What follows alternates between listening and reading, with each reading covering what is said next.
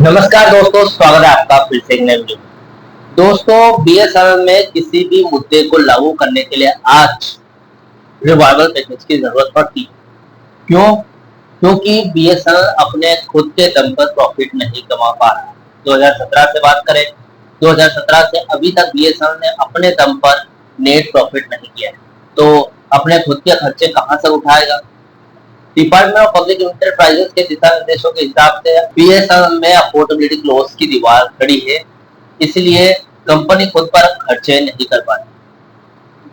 अब यहाँ पर आगे से ऑर्डर आया बीएसएनएल को, डोट को बोला गया है कि जल्दी से जल्दी बीएसएनएल में से जो वेज बिल है उसको कम किया जाए, यानी कि कर्मचारियों के जो खर्चे हैं, कर्मचारियों की सैलरी पर जो सालाना खर्च हो रहा है उसको कम करो।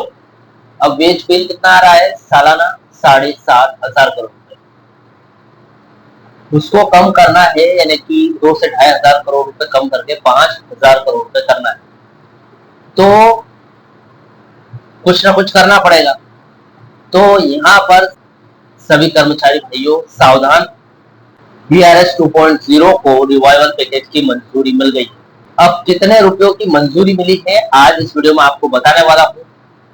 अगर बीआरएस 2.0 आ गया तो क्या थर्ड पीआरसी संभव है, उसके पहले या फिर उसके बाद में, पूरी जानकारी आपको आज इस वीडियो में बताने वाला हूँ। सबसे पहले, चैनल पर नए हो, पहली बार आए हो, बीएसएनएल से जुड़ी सभी प्रकार की जानकारी रोज डेली देखना चाहते हो तो मेरे चैनल को सब्सक्राइब कर लेना।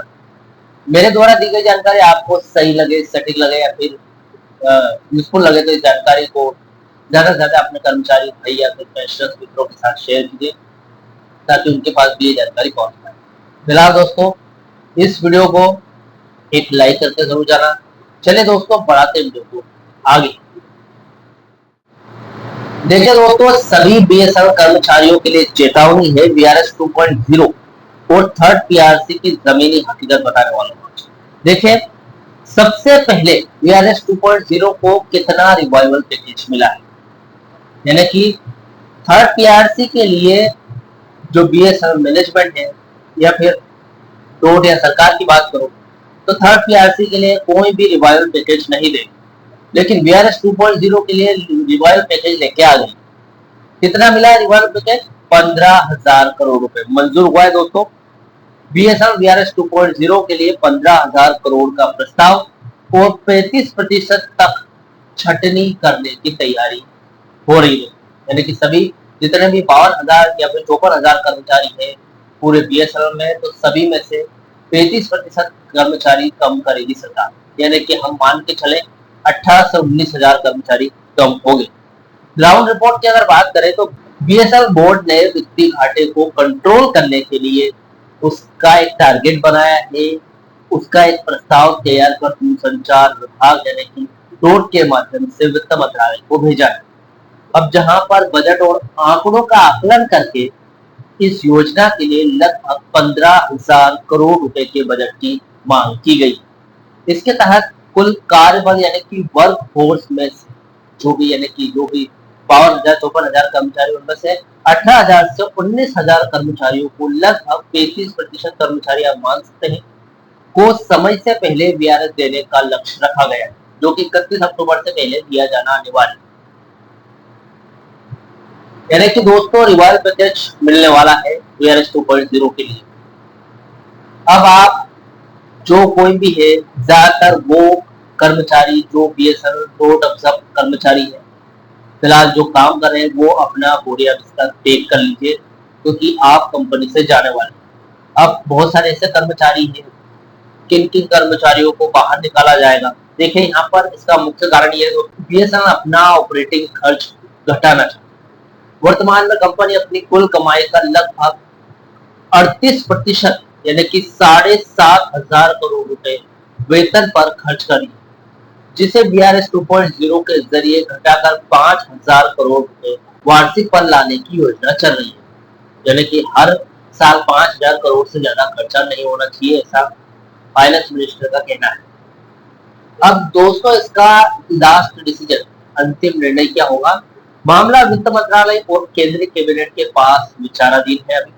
कैबिनेट से हरी झंडी मिलते ही प्रक्रिया औपचारिक रूप से शुरू हुई। अब ये तो था पीआरएस 2.0 पर, लेकिन थर्ड पीआरसी जो कि एक 2017 से पेंडिंग है, लागू होगा या नहीं।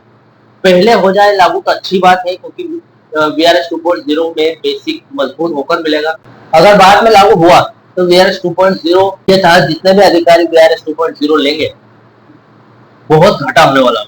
लेकिन ताजा स्थिति की बात करें संसद अपडेट थर्ड पीआरसी की, तो दोस्तों देखिए, संसद में उठे सवाल के जवाब में सरकार डोट ने स्पष्ट किया है कि थर्ड पीआरसी को अफोर्डेबिलिटी क्लोज वहन करने की क्षमता से जोड़ा जाएगा। नियम कहता है डिपार्टमेंट ऑफ पब्लिक एंटरप्राइजेस के नियमानुसार यदि कोई सरकारी कंपनी पिछले 3 सालों से लगातार घाटे में है तो वो कर्मचारी के वेतन वृद्धि यानी कि थर्ड पीआरसी लागू नहीं कर सकती, क्योंकि उसकी वित्तीय स्थिति ठीक नहीं है, अपने आप को नहीं संभाल पा रही है, तो कर्मचारियों के वेतन और भत्तों को कैसे बढ़ाएं।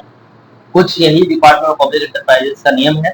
अब यूनियनों की स्ट्रेटेजी है यहाँ पर दोस्तों, एयूएबी यानी कि all Indian ad association of BSNL की बात करें और अन्य कर्मचारी संगठन घाटे की शर्त को दरकिनार कर 15% फिटमेंट लागू करने के लिए लगातार आंदोलन और पत्राचार यानी कि मेमोरेंडम जारी कर रहे हैं। जब तक बीएसएनएल परिचालन लाभ यानी कि ऑपरेटिंग प्रॉफिट में पूरी तरीके से नहीं आ जाती, थर्ड पीआरसी का सीधा जो क्रियान्वयन है यानी कि जो प्रोसेस है वो कानूनी रूप से अटका हुआ रहेगा। फिलहाल दोस्तों पेंशन रिवीजन और कोर्ट केस की बात कर लेते हैं, क्योंकि पेंशन रिवीजन कोर्ट केस भी अटका हुआ है। पेंशनर्स और सरकार की बात करें, देखिए जो कार्यरत कर्मचारी वर्किंग एम्प्लॉइज उनका थर्ड पीआरसी अटके होने के कारण रिटायर कर्मचारियों का पेंशन संशोधन भी अटका हुआ था काफी टाइम से। एसएलपी और सुप्रीम कोर्ट की प्रक्रिया आगे चल रही है। देखिए हाईकोर्ट के आदेशों के खिलाफ बीएसएनएल और एमटीएनएल पेंशनर्स एसोसिएशनों ने सुप्रीम कोर्ट में विशेष अनुमति याचिका यानी कि एसएलपी दायर की है। देखिए सभी पेंशनर्स का कानूनी तर्क ये है, रूल 37A के मुताबिक पेंशनर्स एसोसिएशन की ओर से वरिष्ठ अभिवक्ताओं और न्यायविदों की राय ली गई है। सीसीएस पेंशन रूल और रूल 37A8 के तहत पेंशन का भुगतान केंद्र सरकार डोट करती है। इसलिए पेंशन रिवीजन को पीएसयू यानी कि बीएसएनएल के नफा नुकसान से जोड़ना कानूनी रूप से बहुत ही गलत है। ये मामला फिलहाल देश की शीर्ष अदालत यानी कि सुप्रीम कोर्ट में कानूनी समीक्षा के अधीन। अब देखते हैं क्या फैसला निकल कर आता है। कुल मिलाकर दोस्तों वीआरएस 2.0 का जो मसौदा है का जो ड्राफ्ट है टेबल पर तैयार है, लेकिन इसे लागू करने से पहले सरकार 15,000 करोड़ रुपए की फंडिंग और कैबिनेट मंजूरी पास करनी होगी। वही थर्ड पीआरसी का मामला जो कि 2017 से पेंडिंग है, बीएसएनएल के वित्तीय स्थिति के सुधरने या फिर सरकार द्वारा इसमें छूट यानी कि रिलैक्सेशन देने पर ही निर्भर करता है। अब यहाँ पर थर्ड पीआरसी को ना ही रिवाइवल दिया जा रहा है लागू करने के लिए, ना ही विशेष कैबिनेट छूट।